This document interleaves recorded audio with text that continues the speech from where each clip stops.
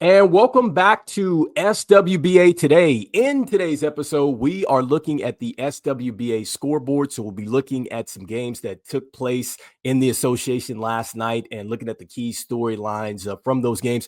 We're also going to be looking at Lamarion Sherwood and talking about his draft stock and is it sinking? There has been a bit of a debate between, some of the people out there wondering, hey, has his draft stock started to sink since he has not been out there and other prospects have been playing? And so we're going to answer that and just looking into what an anonymous GM had to say about that. So first, let's go ahead and start with the SWBA scoreboard. And man, we had some good stories that really came out of this one. And so no particular order, but we're going to go ahead and start with the Milwaukee Bucks versus the Los Angeles Lakers here. And so this was all about the Milwaukee Bucks. This was all about Giannis taking care of business. In fact, he was the best player on the court. He had 28 points. He was plus 19. He had 7 rebounds. He had 4 assists. He had 2 steals. He was 10 of 12 from the free throw line, so he continued to get downhill in 29 minutes. He was 9 of 15 from the field.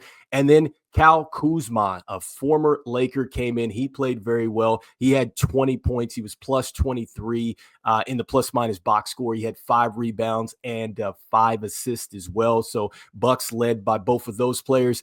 And for the Lakers, look, they didn't have LeBron, and they also did not have Luka. But I think that the rookies were really the standouts in this game because you had Dalton Connect. I think he had a solid game out there. He had 17 points in this one. He was 4 of 5 from the free throw line, 5 of 14 from the field in 31 minutes. And even though he was a negative 10 in the plus-minus box score, look, I think he's had a very solid rookie season and has shown that he can come in and be an immediate impact player for this Lakers team. And then with Bronny James, I think that Bronny James played very well. He had 17 points in this one, 7 of 10 from the field. He was 2 of 4 from downtown, 1 of 1 from the free throw line.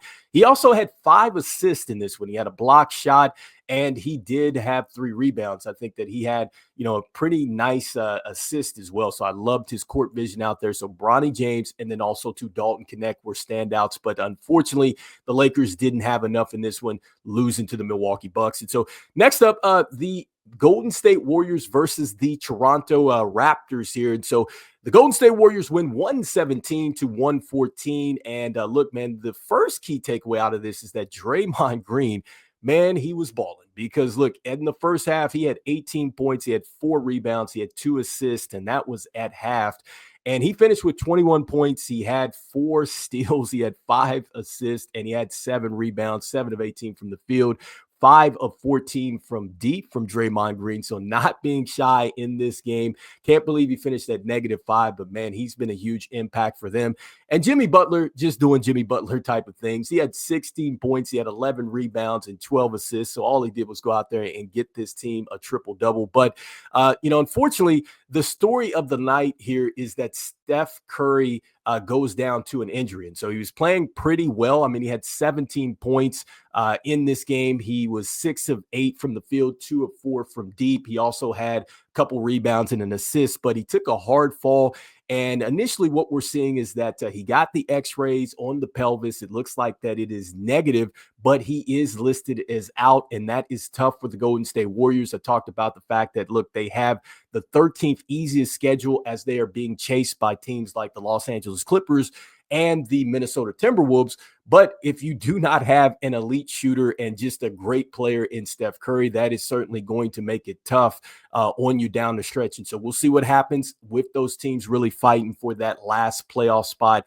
And certainly we'll be talking about that a little bit more as the SWBA playoffs approach. And so next up, we got the Chicago Bulls and you got the Sacramento Kings. So the Chicago Bulls and the Sacramento Kings here in this one. And so with this, the Chicago Bulls were able to come back behind Kobe White, 35 points. He had the 5 assists. He was 13 of 14 from the free throw line. So he did a terrific job as far as getting downhill, getting the and ones. Kevin Huerter coming back where he used to play for the Kings. He had 25 points in this one. He had 7 assists. He had 4 steals, hit some big threes late to seal the deal for the Chicago Bulls.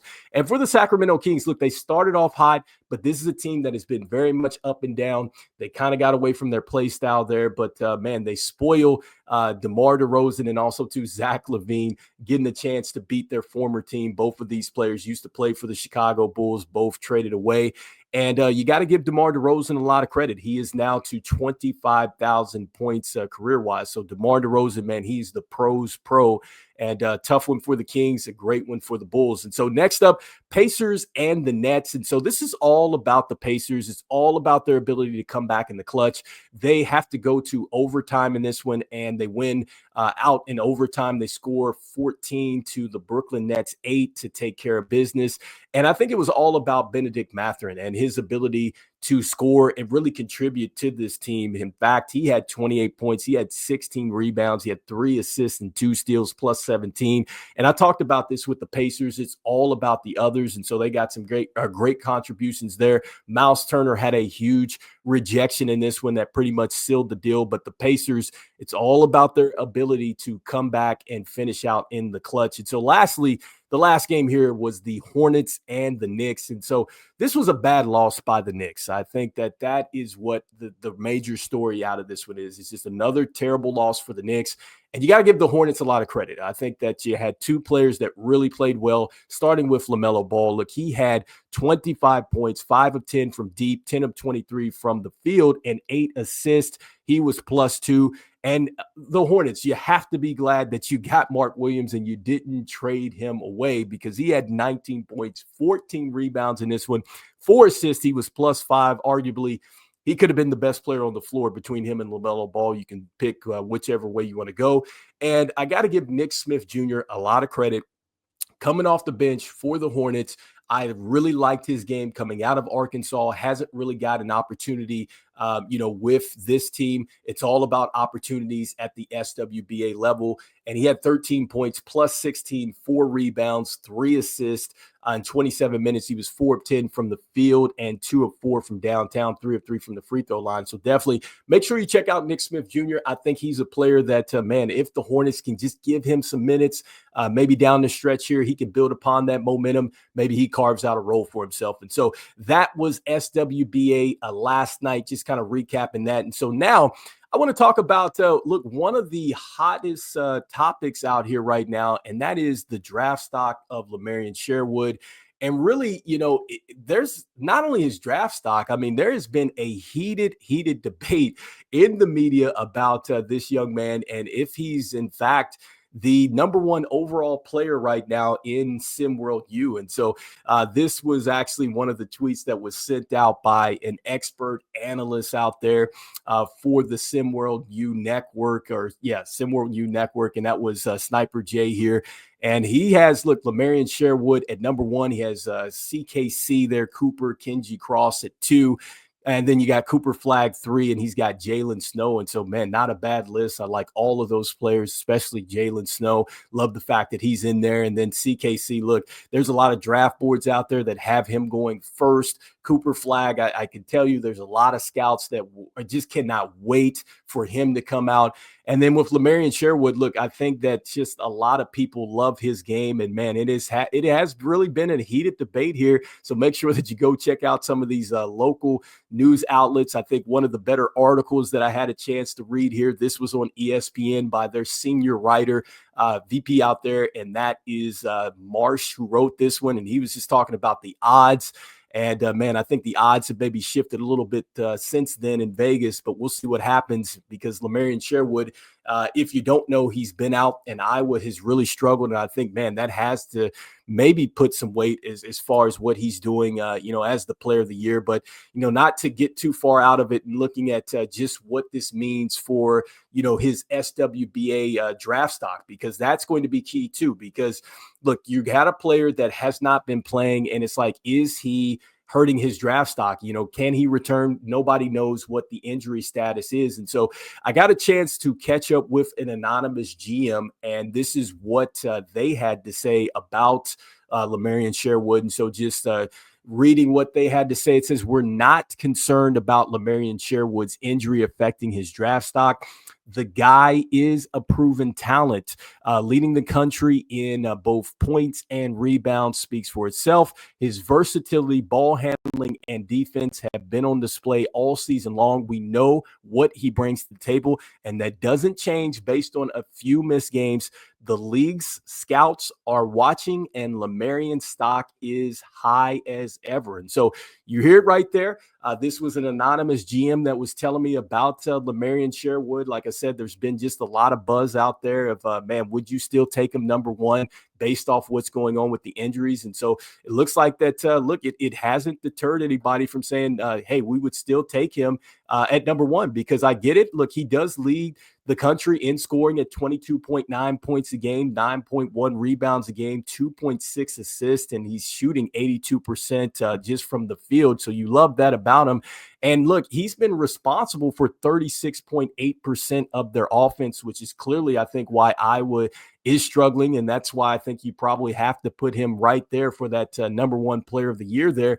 And I just love the fact that, man, he's an enforcer, and he plays with just that player that just wants to redeem himself out there. So likes to play with that redemption on his shoulder. So he's always got a chip on his shoulder. So you love that. The great ball handling, the rebounding, the defense, the strength is something that we've been seeing constantly.